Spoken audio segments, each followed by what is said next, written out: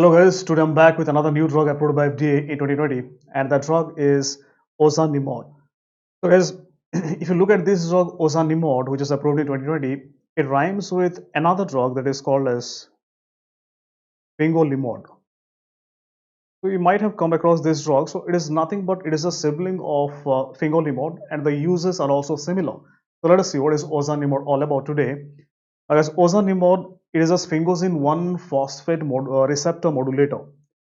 So it basically stimulates sphingosine 1-phosphate receptors, and because of which it causes block in the release of lymphocytes from the lymph nodes. So how that happens? Let us see.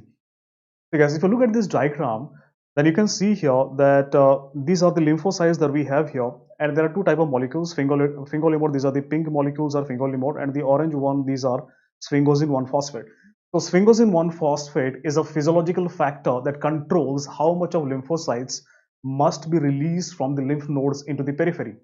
So what it does, sphingosine 1-phosphate, it binds to these lymphocytes and it blocks egress or release of lymphocytes from lymph nodes. So I am creating a physiological immunosuppressive action by sphingosine 1-phosphate. That is what I'm trying to recreate by giving a drug which is an analog of sphingosine 1-phosphate. The drug is fingolimod. So fingolimod also binds to sphingosine 1-phosphate receptors and blocks the regress or release of lymphocytes from the lymph nodes. Right, so what is the use of this drug? So that's the mechanism of action. What is the use?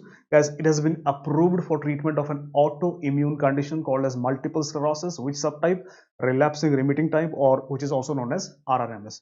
Now, if I look at the route of administration, guys, this drug is given by oral route, and we reach to a certain maintenance dose.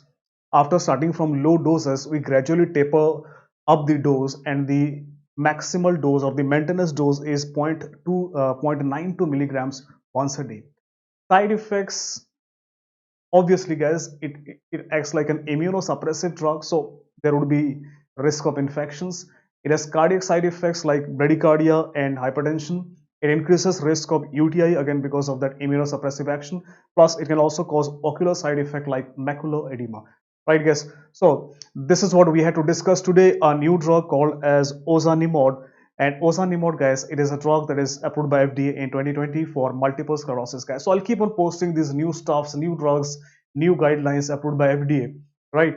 So that you are updated on time, guys, please do not forget to subscribe to my channel by clicking on this icon. All right, guys, take care. Bye bye. Thank you.